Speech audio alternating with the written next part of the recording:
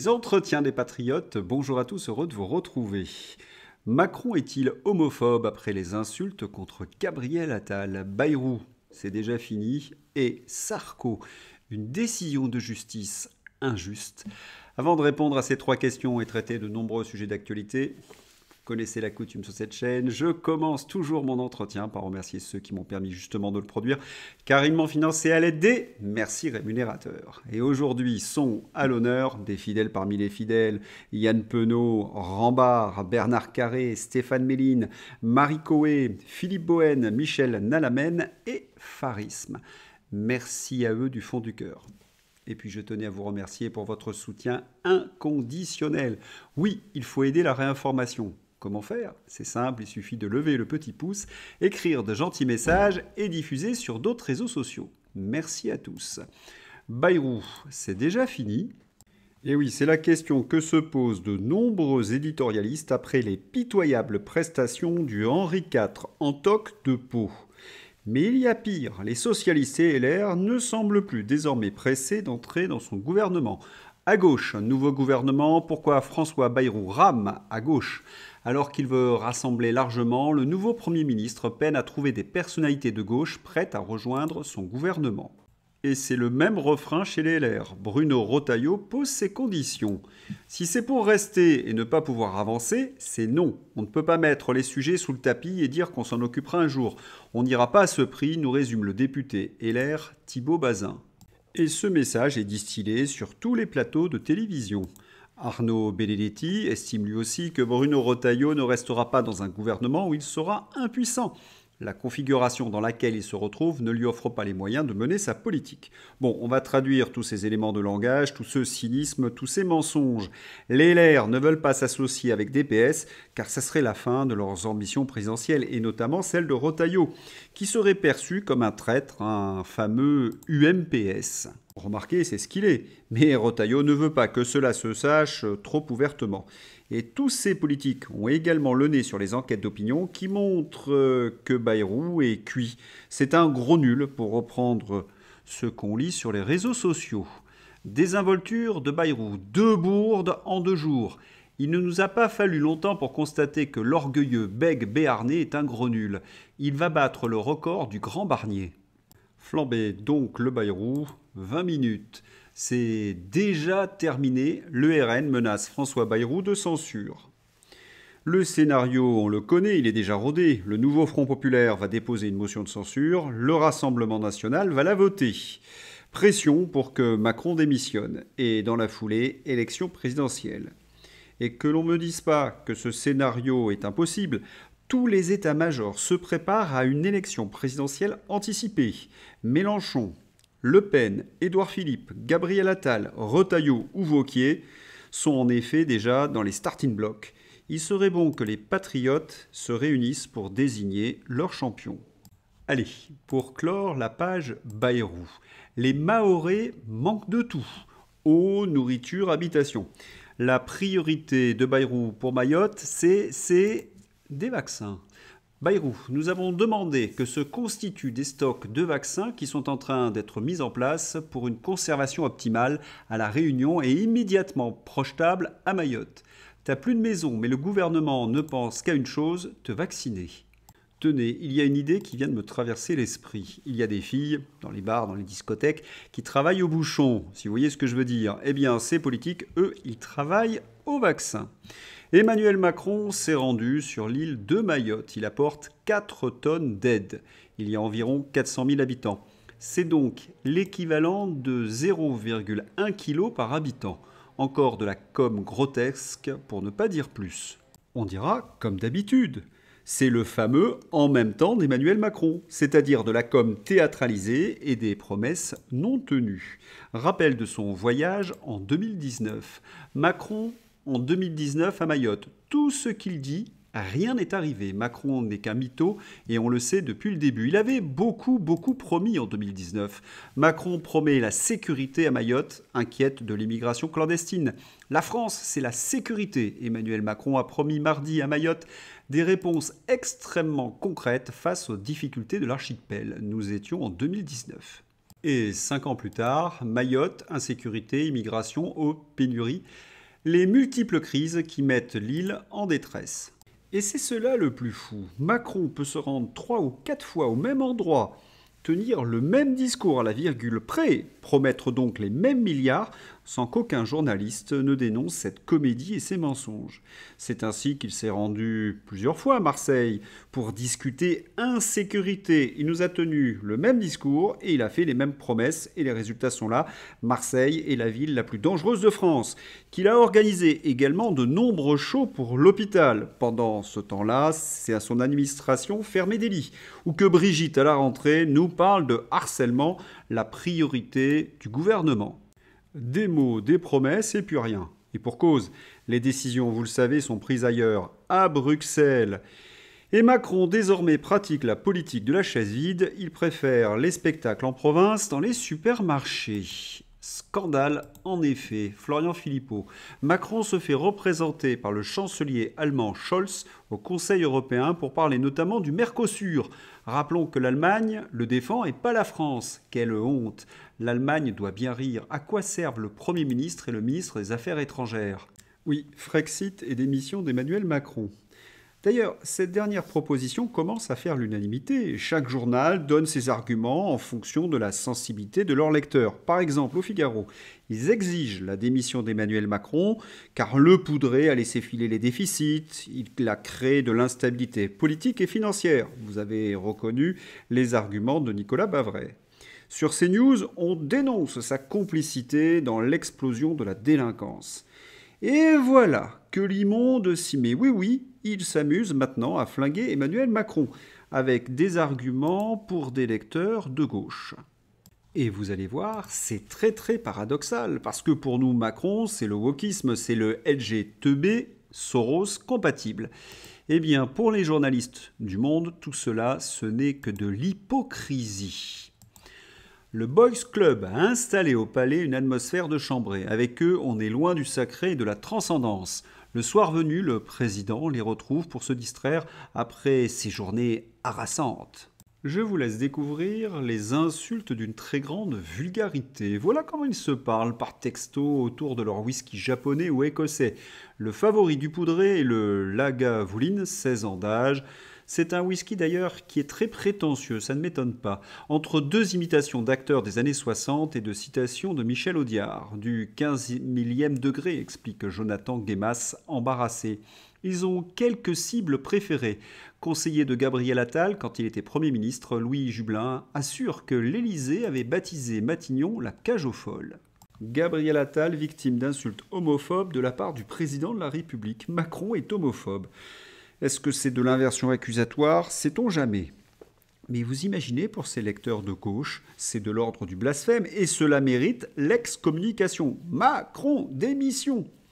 Les journalistes du Monde ne dénoncent pas les politiques criminelles sanitaires du poudré, son bellicisme en Ukraine, la situation sociale et économique désastreuse, la liberté d'expression menacée, la démocratie en danger. Non, non, Macron est homophobe. On a la critique que l'on peut. Mais remarquez que pour le bellicisme, les politiques sanitaires criminelles, les journalistes du Monde ont défendu Emmanuel Macron. Dupont-Maserati était l'invité de France Inter et il en a sorti une bien bonne. L'extrême droite a une chaîne dédiée, un tas de médias à leur service. Et il assure que c'est un des facteurs de sa montée ces dernières années. Et paf, Éric Dupond-Moretti justifia la privatisation du service public à l'insu de son plein gré. À quoi bon investir dans autant de chaînes et de stations de radio si l'audiovisuel public est incapable de pousser les Français à voter Mélenchon et tout aussi impuissant à les convaincre que l'insécurité n'est qu'un sentiment sans fondement. Il est vrai qu'il fallait oser affirmer sur Rance Inter, chaîne socialo-gauchiste, dit du sévice public, qu'il y a une chaîne TV de droite. Une seule. C'est quand même l'hôpital qui se moque de la charité. Faut dire qu'ils ont perdu le contrôle du récit et ils enragent. Et comme chacun sait, l'insécurité, c'est un fantasme d'extrême droite. La preuve, 6%, c'est le pourcentage d'augmentation du phénomène de bande en 2024 dans l'agglomération parisienne. L'attaque qui a coûté la vie mardi matin à un adolescent de 15 ans devant le lycée Rodin dans le 13e arrondissement de Paris est le dernier épisode de la barbarie ordinaire des bandes rivales. Je dis à Dupond-Moretti et à tous les macronistes, ne changez rien, vous finirez comme Anne Hidalgo à 1,7%. Car les Français, eux, sont lucides et exigent un changement de politique.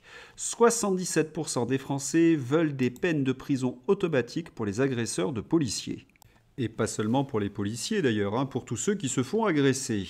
Oui, il faut vraiment que les choses changent. Pensez que ceux qui s'opposent aux voyous, qui en sont en quelque sorte les victimes, se font sanctionner par leur direction. Vous vous souvenez de ce chauffeur de bus qui avait été insulté par des racailles et même frappé ? Le chauffeur de bus est convoqué par sa direction en vue d'un licenciement. Tous ceux qui manifestent une once d'autorité dans ce pays est sanctionné. Effectivement, il mériterait la Légion d'honneur plutôt qu'une convocation pour licenciement. Voilà ce qui arrive après 40 ans de socialisme. Toutes les valeurs sont inversées. Et oui, c'était le projet de la gauche et de l'Union européenne. Nous faire vivre dans un cauchemar. Et vous savez quelle est leur dernière lubie à ces gauchistes ? La paresse. Sandrine Rousseau, droit à la paresse. La paresse intellectuelle ne devrait pas donner droit au racisme suprémaciste mémère à la Sandrine Rousseau. Parce que s'imaginer que les Français pourraient préserver leur pouvoir d'achat et leur place dans le monde en ne travaillant pas à l'école et en travaillant que 32 heures par semaine tout en partant à la retraite à 60 ans, c'est vraiment prendre le reste de la planète pour des crétins inférieurs. Sans oublier le mépris social qui transpire de cette revendication. Jamais les communistes, à l'ancienne, n'auraient eu ces fantasmes de bobos préconisant pour d'autres, ceux qui ne s'appliquent pas à eux-mêmes, et il suffit de regarder où sont scolarisés leurs enfants pour s'en convaincre. Il faut vraiment n'avoir jamais manqué de 10 à 50 euros pour imaginer que la paresse pourrait être autre chose qu'une lubie de nantis. Je voudrais également rappeler que la paresse est un péché mortel. Voici pourquoi. La paresse ne doit pas être confondue avec l'otium, le loisir, ou plus précisément l'activité désintéressée libérale que les Romains opposaient au negotium, l'activité vénale, le commerce. L'otium est une vertu du lettré défendue par Cicéron et Sénèque et surtout un privilège indispensable pour exercer les activités du citoyen, participer à la vie de la cité et au brassage des idées, et que seule la possession de terre peut assurer. La paresse, en revanche, consiste à ne pas avoir envie de faire ce qu'il serait en principe nécessaire que l'on fasse pour soi ou pour les autres, afin en général de mieux vivre. Le terme prend alors une connotation négative pour jusqu'à désigner un péché. Le paresseux ne fait donc pas ce qu'il doit faire, et c'est donc l'autre qui prend en charge ce qu'il n'a pas fait. Autrement dit, le paresseux se comporte comme un parasite au crochet des autres. On comprend mieux pourquoi la paresse est une valeur cardinale de la gauche.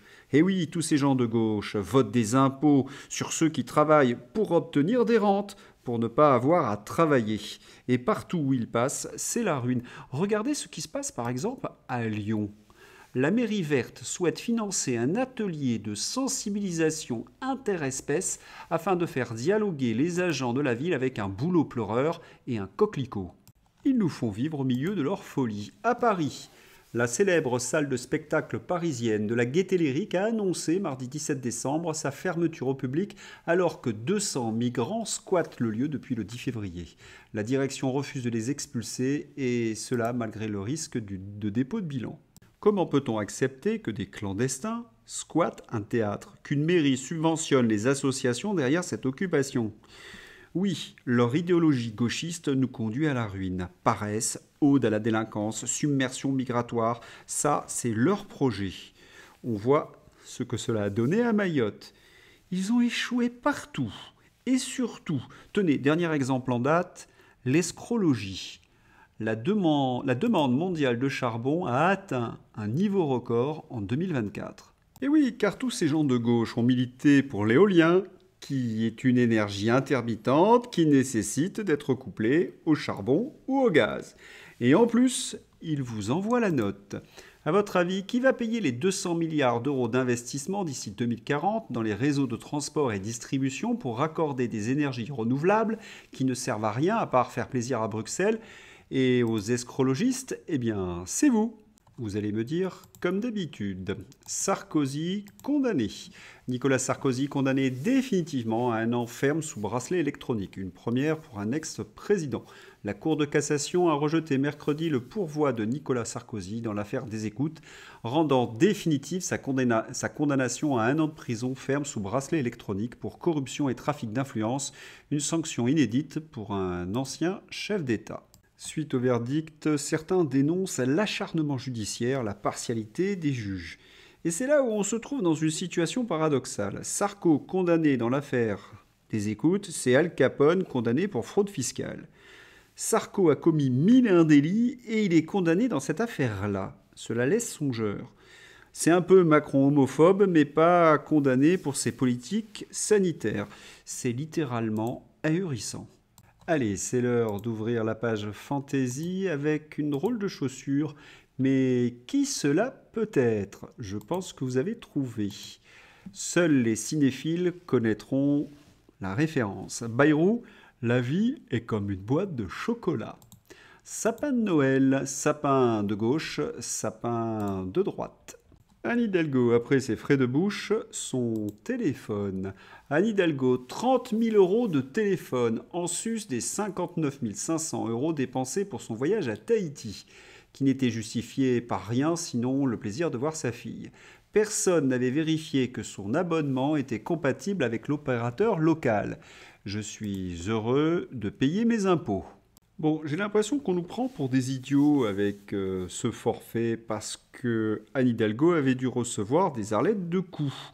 Mais elle s'en fichait, car ce sont les Parisiens qui paient la note. Socialiste un jour, socialiste toujours. Manon Aubry. Donc je résume, on a Manon Aubry qui hurle littéralement ça suffit lors d'un débat parce qu'elle suspecte Julien Audoul de discrimination. On rappelle que le parti de Aubry encourage le racialisme. Julien Audoul lui dit de se calmer. Benjamin Duhamel recadre Julien Audoul parce que c'est sexiste de dire à une hystérique de se calmer. La partialité et le parti pris de Benjamin Duhamel est proprement incroyable. Vous avez la vidéo dans ma description, vous pourrez juger sur pièce. Mais il faut quand même ajouter que Manon Aubry, c'est l'héritière, c'est la petite bourgeoise. Ses parents étaient journalistes, Bruno Aubry et Catherine Poggi Aubry. Et vous avez un journaliste qui vient défendre la fille d'autres journalistes. Il y a une sacrée fraternité dans ce petit monde de la presse. Une grosse rumeur qui enfle. Trudeau pourrait démissionner prochainement. Le Premier ministre Justin Trudeau annule toutes ses entrevues de fin d'année. Est-ce un signe? Et puis on va se quitter avec Riette, le sanglier apprivoisé menacé d'euthanasie qui a attendri des milliers de Français. Voilà, c'est tout pour aujourd'hui. Je vous souhaite une excellente journée. À bientôt. Au revoir.